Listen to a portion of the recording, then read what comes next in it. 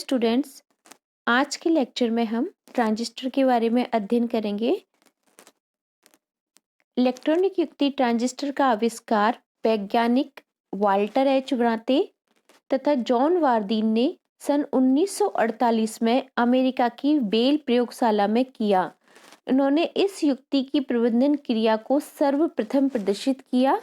कुछ समय पश्चात शॉकले ने संधि ट्रांजिस्टर के प्रारूप की प्रस्तावना की, जो ब्राते व वार्दीन के बिंदु संपर्क ट्रांजिस्टर पॉइंट कॉन्टैक्ट ट्रांजिस्टर से अधिक उपयुक्त थी।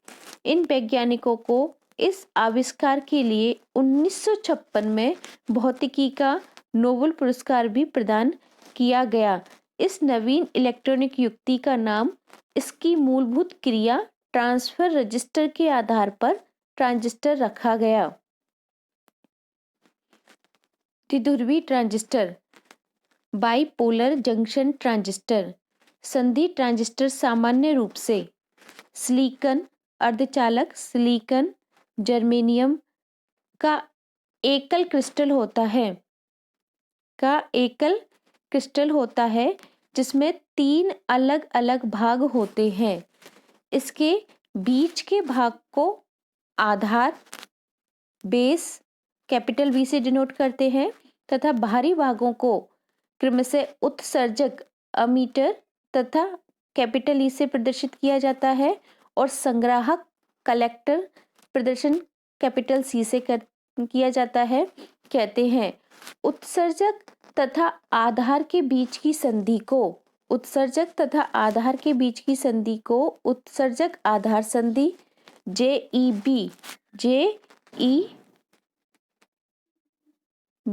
तथा संग्राहक और आधार के बीच की संधि को संग्राहक आधार संधि JCB कहते हैं।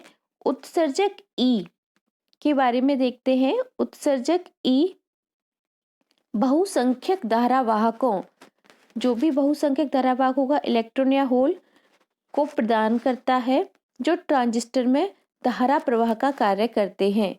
इसलिए उत्सर्जक अर्धचालक वाहक को अन्य भागों की तुलना में अधिक मात्रा में मादित करके बनाया जाता है। अर्थात उत्सर्जक जो भाग है उसमें की जो डोपिंग है वो सर्वाधिक होती है अन्य भागों की तुलना में। आधार भाग अर्धचालक की पतली पट्टी के रूप में होता है तथा उत्सर्जक व संग्राहक C के बीच में होता है। उसे उत्सर्जक या संग्राहक के विपरीत प्रकार की अशुद्धि तत्व से मादित किया जाता है। अगर हमारा उत्सर्जक P टाइप का है तो हमारा आधार N टाइप का होगा, और अगर हमारा उत्सर्जक N टाइप की अशुद्धि से मादित किया जाता है तो संग्राहक B टाइप की अशुद्धि से मादित किया जाता है। संग्राहक C तथा उत्सर्जक E दोनों को समान अशुद्धि से मादित किया जाता है। संग्राहक C भाग दोनों भागों से अधिक आकार का होता है। अर्थात संग्राहक C की जो चौड़ाई है वो आधार B तथा उत्सर्जक E से अधिक होती है। उसे उत्सर्जक E की समान प्रकृति के अशुद्धि तत्व से परंतु कम मात्रा में मादित किया जाता है। इस प्रकार उत्सर्जक व संग्राहक एक ही प्रकार के अर्धचालक होते हैं व आधार विपरीत प्रकार का अर्धचालक होता है। यहाँ पर हम देखते हैं संधि ट्रांजिस्टर।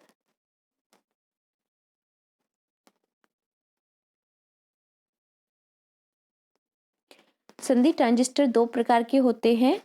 एक होता है NPN, दूसरा होता है PNP। NPN के बारे में बात करें तो NPN प्रकार के ट्रांजिस्टर में उत्सर्जक E तथा संग्राहक C दोनों N प्रकार के अर्धचालक होता है तथा आधार B P प्रकार का अर्धचालक होता है। जबकि PNP प्रकार के ट्रांजिस्टर में जबकि पीएनपी प्रकार के ट्रांजिस्टर में उत्सर्जक ई तथा संग्राहक सी पी प्रकार के अर्धचालक होते हैं तथा बी जो आधार है वो एन प्रकार का अर्धचालक होता है। एनपीएन तथा पीएनपी प्रकार के ट्रांजिस्टरों को उनके प्रतीक चिन्हों के द्वारा यहाँ नीचे प्रदर्शित किया गया है।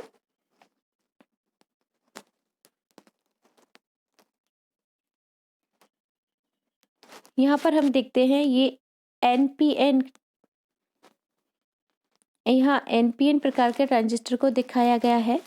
तो ये जो टर्मिनल है वो हमारा उत्सर्जक की लीड को प्रदर्शित करता है और हमारा जो उत्सर्जक है वो एन प्रकार का अर्धचालक है तथा संग्राहक भी हमारा सी प्रकार का अर्धचालक है और जो हमारा आधार है, आधार हमारा पी प्रकार का अर्धचालक है।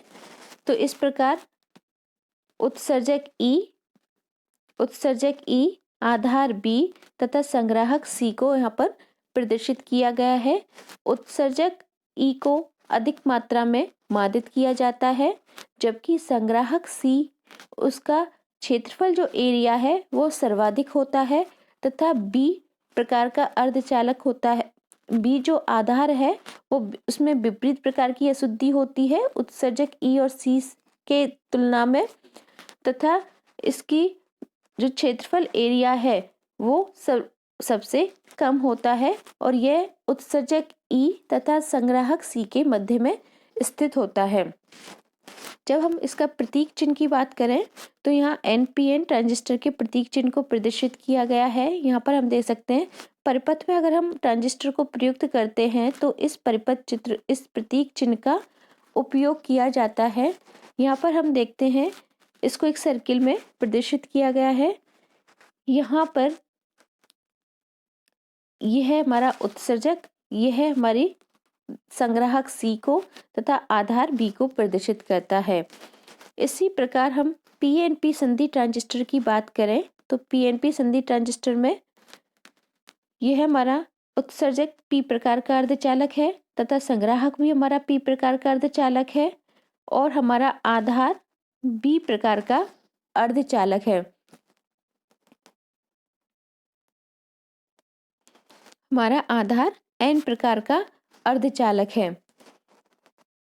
तथा इसका प्रतीक चिन्ह यहाँ पर प्रदर्शित किया गया है। इसको अगर हम पीएनपी ट्रांजिस्टर को परिपथ चित्र में प्रदर्शित करना चाहते हैं परिपथ में तो हम इस प्रकार के प्रतीक चिन्ह का उपयोग करते हैं।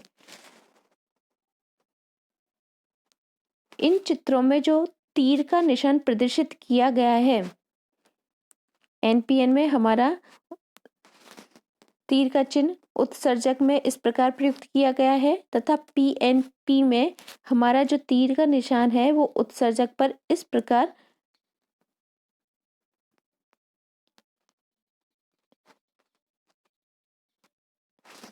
प्रदर्शित किया गया है। यह तीर का जो निशान है वो तीन बातों को व्यक्त करता है। पहला, उत्सर्जक ई की स्थिति, चूंकि तीर का निशान उत्सर्जक पर प्रयुक्त किया जाता है तो जहां पर तीर का निशान होगा वो हमारा उत्सर्जक की स्थिति को बताएगा कि हमारा यह उत्सर्जक है। दूसरा, ट्रांजिस्टर का प्रकार बताता है और तीसरा, धारा की दिशा बताता है। एनपीएन ट्रांजिस्टर में इलेक्ट्रॉन बहुसंख्यक धारावाहक होते हैं। बहुसंख्यक धारावाहक हमारे इलेक्ट्रॉन होते हैं एनपीएन संधि ट्रांजिस्टर में, क्योंकि हमारा जो उत्सर्जक है वो एन प्रकार का अर्धचालक होता है जो कि बहुसंख्यक धारावाहक इलेक्ट्रॉनों को प्रदान करता है। इसमें जो इलेक्ट्रॉन है वो उत्सर्जक ई से आधार बी की ओर गति करते हैं, जिसके कारण जो चिरसम्मत धारा हमें प्रदान होती है परिपथ में, जो हमें चिरसम्मत धारा प्रदान होगी उसकी दिशा इलेक्ट्रॉनों की दिशा के विपरीत अर्थात आधार बी से उत्सर्जक ई की ओर होती है। जैसे चित्र में दिखाया गया है, आधार से उत्सर्जक की तरफ प्राप्त होगी हमें चिरसम्मत धारा यहाँ पर, और इसे तीर के निशान से प्रदर्शित किया गया है। इसी प्रकार एनपीएन ट्रांजिस्टर में बहुसंख्यक धारावाहक होल होते हैं जो उत्सर्जक ई से आधार बी की ओर गति करते हैं और चिरसम्मत धारा की दिशा होल की दिशा में अर्थात उत्सर्जक ई से आधार बी की ओर प्रवाहित होती है, जिसे चित्र में प्रदर्शित किया गया है इस प्रकार से। ये तो हमारा जो हमारा ट्रांजिस्टर है उसके प्रतीक चिन्ह और धारा की बात हो गई। अब ट्रांजिस्टर का जो बाह्य स्वरूप है उसके बारे में बात करते हैं। ट्रांजिस्टर को आर्द्रता इत्यादि से बचाने के लिए किसी धातु या प्लास्टिक के कवच में रखकर सील कर दिया जाता है तथा ट्रांजिस्टर के प्रत्येक भाग से धातु की लीड जुड़ी हुई होती है, जिसे यहाँ नेक्स्ट चित्र में दिखाया गया है कि जो ट्रांजिस्टर का प्रत्येक भाग है उससे धातु की 3 लीडें जुड़ी हुई है। एक भाग से एक लीड जुड़ी हुई है, यहाँ अमीटर से एक लीड जुड़ी हुई है, आधार से एक लीड जुड़ी हुई है तथा संग्राहक सी से एक लीड जुड़ी हुई है। इन्हें हम संयोजक लीड कहते हैं। ट्रांजिस्टर में लीड का अभिनिर्धारण हमें कैसे निर्धारण किया जाता है? ट्रांजिस्टर में आधार लीड बी तथा उत्सर्जक लीड ई तथा संग्राहक लीड सी के बीच में होता है। आधार बी की जो लीड है वो उत्सर्जक तथा संग्राहक लीड के मध्य स्थित होती है। संग्राहक लीड तथा आधार लीड के मध्य अंतराल अधिक होता है, जबकि उत्सर्जक लीड तथा आधार लीड के बीच में अंतराल कम होता है। यहाँ पर हम देख सकते हैं चित्र में ट्रांजिस्टर के कवच पर संग्राहक लीड के पास एक रंगीन लाल बिंदु का डॉट भी लगा होता है।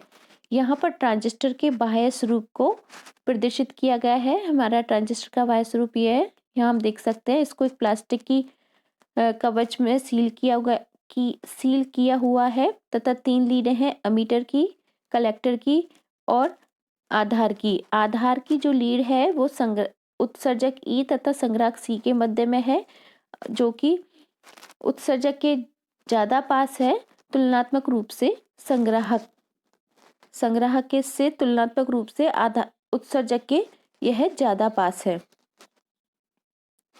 ये तो हमारा ट्रांजिस्टर के बारे में बात हो गई।